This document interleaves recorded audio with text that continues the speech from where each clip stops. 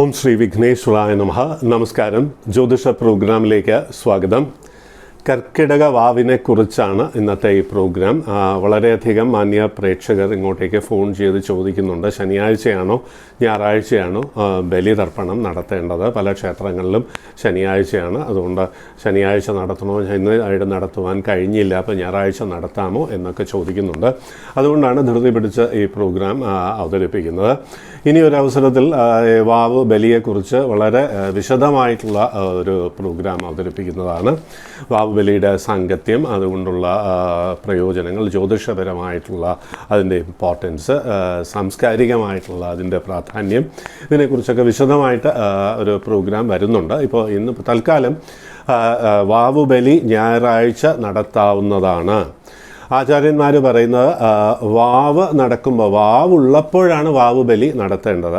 ശനിയാഴ്ച പ്രഭാതത്തിൽ വാവില്ല, പക്ഷേ വൈകുന്നേരം വാവ് ആരംഭിക്കുന്നു എന്നുള്ളതാണ്. അപ്പോൾ സാമാന്യം നാളെ വൈകുന്നേരം 4-4:30 മണി വരെ വാവ് ബലി നടത്താവുന്നതാണ്. നാളെ പ്രഭാതത്തിൽ നടത്തുന്നതാണ്, ആദിത്യസ്പർശം ഉള്ളപ്പോൾ നടത്തുന്നതാണ് ഏറ്റവും നല്ലത് എന്നുള്ളതിൽ സംശയമൊന്നും തന്നെ വേണ്ട.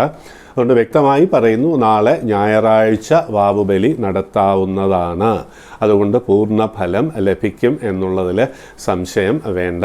നമ്മുടെ എത്രത്തോളം സമർപ്പണമുണ്ടോ അത്രത്തോളം നല്ല ഫലങ്ങൾ ലഭിക്കും. അതായത് വാവുബലി നമ്മൾ നടത്തുന്നത് പൂർണ്ണമായിട്ടും പിതൃക്കൾ സ്വീകരിക്കും എന്നുള്ളതിൽ സംശയം വേണ്ടത്. നമ്മുടെ സമർപ്പണമാണ് ഏറ്റവും പ്രാധാന്യം അർഹിക്കുന്നത്. നമ്മൾ ഒരിക്കലൊക്കെ എടുത്ത് തലേ ദിവസം ബലി തർപ്പണം നടത്തുന്നത്. ഇപ്പോൾ നാളെ നടത്തുകയാണെങ്കിൽ ഇന്നിപ്പോൾ വ്രതം എടുത്താൽ മതി.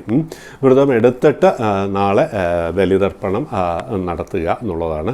ഒരു കർമ്മിയുടെ സാന്നിധ്യത്തിൽ ചെയ്യുന്നതാണ്. ഒരു ക്ഷേത്രത്തിൽ ബലിതർപ്പണം നടത്തുന്ന ക്ഷേത്രങ്ങളിൽ പോയി അത് ബലിതർപ്പണം നടത്തുന്നത് തന്നെയാണ് ഏറ്റവും നല്ലത്. അതിന് കഴിയാത്തവർ ഗൃഹത്തിൽ അത് ചെയ്യാവുന്നതാണ്, ബലിതർപ്പണം നടത്താവുന്നതാണ്. ബലിതർപ്പണത്തിന് ആവശ്യമായിട്ടുള്ള കിറ്റ് പല സ്ഥലങ്ങളിലും കിട്ടും, പല ഷോപ്സിലും കിട്ടും. അത് വാങ്ങിയിട്ട് ബലിതർപ്പണം നടത്തുക. വളരെ മനോഹരമായിട്ടുള്ളൊരു സങ്കല്പമാണ് ഈ പിതൃബലി എന്ന് പറയുന്നത്. പലപ്പോഴും പലരും പറയാറുണ്ട് ജീവിച്ചിരിക്കുമ്പോഴല്ലേ ഇതൊക്കെ ചെയ്യേണ്ടതെന്നുള്ളതുകൊണ്ട് ജീവിച്ചിരിക്കുമ്പോൾ നമ്മൾ ചെയ്യണം.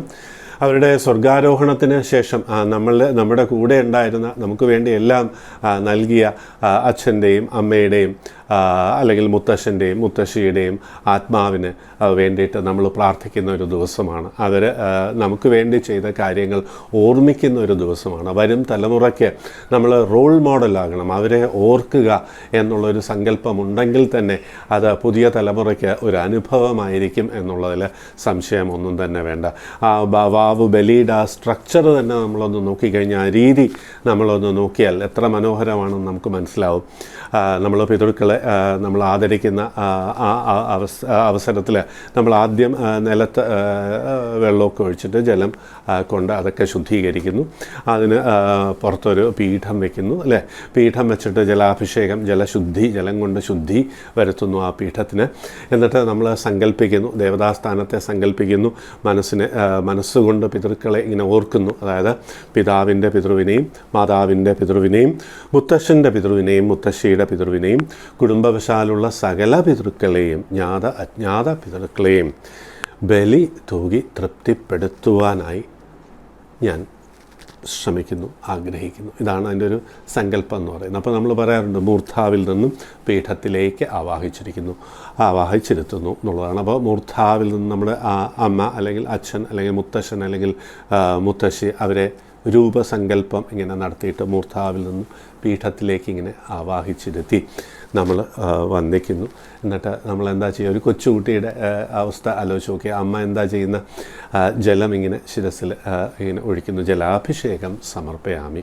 അത് കഴിഞ്ഞ് ശരീരമൊക്കെ വൃത്തിയാക്കാൻ എന്താണ് നമ്മളിന്ന് ആണെങ്കിൽ സോപ്പ് അങ്ങനെയുള്ള കാര്യങ്ങൾ ഉപയോഗിക്കും. പണ്ടത്തെ തിലാഭിഷേകം സമർപ്പയാമി. അടുത്ത അതാണ്. അത് കഴിഞ്ഞിട്ട് നമ്മൾ ചന്ദനം കൊണ്ട് ലേപനം, ഗന്ധാഭിഷേകം സമർപ്പയാമി.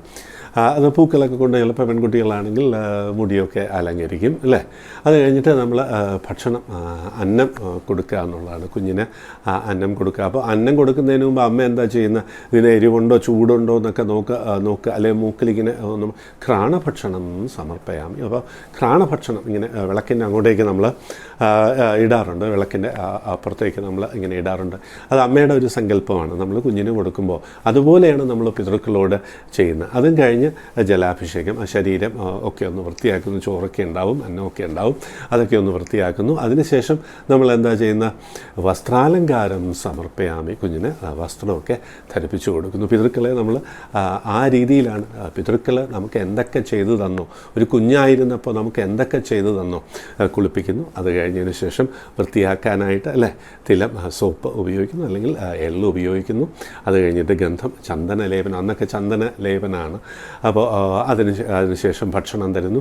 ഘ്രാണഭക്ഷണം മണപ്പിച്ചിട്ട് അമ്മ അത് ടേസ്റ്റ് ചെയ്തിട്ട് അത് കളയുന്നു.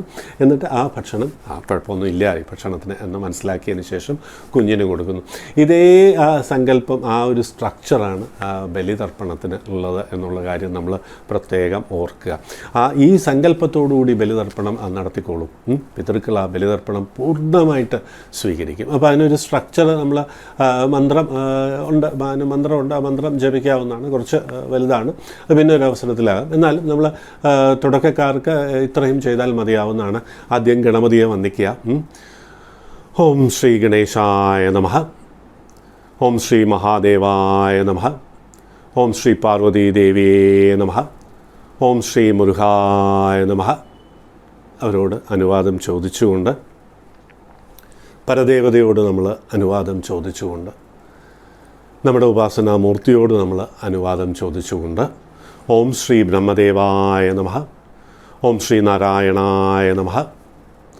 ഓം ശ്രീ മഹാദേവായ നമഃ എന്ന് പറഞ്ഞ ആ സങ്കല്പത്തിൽ ത്രിമൂർത്തികളുടെ ആ സാന്നിധ്യം നമ്മൾ സങ്കല്പിച്ചുകൊണ്ട് അവരുടെ മുന്നിൽ പിതൃക്കളുടെ സാന്നിധ്യം മൂർധാവിൽ നിന്നും പീഠത്തിലേക്ക് ആവാഹിച്ചിരുത്തുന്നു എന്നുള്ള ആ സങ്കല്പത്തിൽ മാതാവിൻ്റെ പിതൃവിനെ അല്ലെങ്കിൽ മുത്തശ്ശൻ്റെ പിതൃവിനെ, മുത്തശ്ശിയുടെ പിതൃവിനെ, കുടുംബവശാൽ അറിഞ്ഞോ അറിയാതെയുള്ള എല്ലാ പിതൃക്കളെയും ബലി തൂകി തൃപ്തിപ്പെടുത്തുവാനായി ഈ കർക്കിടക വാവിന് ഞാൻ എത്തിയിരിക്കുന്നു.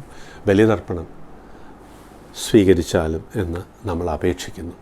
ആ ബലിതർപ്പണം, നമ്മൾ അന്നം, വസ്ത്രാലങ്കാരം എല്ലാം കഴിഞ്ഞതിന് ശേഷം നമ്മൾ നമസ്കരിക്കുന്നു. ഇനി എന്താ ഞാൻ ചെയ്തു തരേണ്ടത്? എന്നിട്ട് കുട്ടികളെ ഡേ കെയറിലൊക്കെ നമ്മളാക്കുന്നത് പോലെ ഭഗവത് സന്നിധിയിൽ നമ്മൾ പിതൃക്കളെ നമ്മൾ ലയിപ്പിച്ച് ഏൽപ്പിച്ച് നമ്മൾ പോകുന്നു. ഇതാണ് ബലിതർപ്പണത്തിൻ്റെ ഒരു സങ്കല്പം. ഇത് തന്നെയാണ് ബലിതർപ്പണത്തിൻ്റെ ഒരു സിംബോളിസം എന്ന് പറയുന്നത്. പുതിയ തലമുറയ്ക്ക് റോൾ മോഡലാക്കുവാനായിട്ട് നമ്മുടെ ഈ ബലിതർപ്പണം പൂർണ്ണമായിട്ട് ഉപകരിക്കും എന്നുള്ളതിൽ സംശയം വേണ്ട. നമ്മുടെ കൂടെയുള്ളപ്പോൾ നമ്മൾ ബഹുമാനിക്കുക, സ്നേഹിക്കുക. നമ്മളെ വിട്ടുപോയി കഴിഞ്ഞതിന് ശേഷം നമ്മൾ അവരെക്കുറിച്ച് ഓർക്കുക, അവരെ ബഹുമാനിക്കുക. നമ്മുടെ കുട്ടികളെ നമ്മൾ കാണിച്ചു കൊടുക്കുക, ഇങ്ങനെയൊക്കെയാണ് നിങ്ങളെ ഞാൻ വളർത്തിയത്, എന്നെ ഇങ്ങനെയാണ് എൻ്റെ അച്ഛനും അമ്മയും വളർത്തിയത്. അവരെ നമ്മൾ നമസ്കരിക്കുന്നു. അവിടുന്ന് ചെയ്തു തന്ന എല്ലാ ഉപകാരങ്ങൾക്കും നന്ദി. ഇനി ഇതിൽ എന്തെങ്കിലും തെറ്റുകുറ്റങ്ങൾ പറ്റിയിട്ടുണ്ടെങ്കിൽ ക്ഷമിക്കണം എന്ന് പറഞ്ഞ് നമ്മൾ നമസ്കരിക്കുകയാണ്. അതോടുകൂടി ബലിതർപ്പണം പൂർണ്ണമാകുകയാണ്. ബലിതർപ്പണം പൂർണ്ണമായിട്ട് പിതൃക്കൾ സ്വീകരിക്കും. സന്തതി പരമ്പരകൾക്ക് ഐശ്വര്യം വരും എന്നുള്ളതിൽ സംശയം ഒന്നും തന്നെ വേണ്ട. ബലിതർപ്പണം ഈ രീതിയിൽ നടത്തിക്കോളൂ. കർമ്മിയുടെ സാന്നിധ്യത്തിൽ ക്ഷേത്രത്തിൽ ചെയ്യുന്നത് തന്നെയാണ് ഏറ്റവും നല്ലത്. അതിനൊരു സ്ട്രക്ചറുണ്ട്, ആ രീതിയിൽ നമുക്ക് കൊണ്ടുപോകാൻ കഴിയും. അത് കഴിയാത്തവർ ഗൃഹത്തിൽ ചെയ്യാവുന്നതാണ്. എല്ലാ ഐശ്വര്യങ്ങളും വരും. മാന്യപ്രേക്ഷകർക്ക് സന്തോഷവും സമാധാനവും ആരോഗ്യവും ഐശ്വര്യവും എല്ലാം ലഭിക്കട്ടെ എന്ന് പ്രാർത്ഥിക്കുന്നു. നമസ്കാരം. ഓം ശ്രീ വിഘ്നേശ്വരായ നമഃ.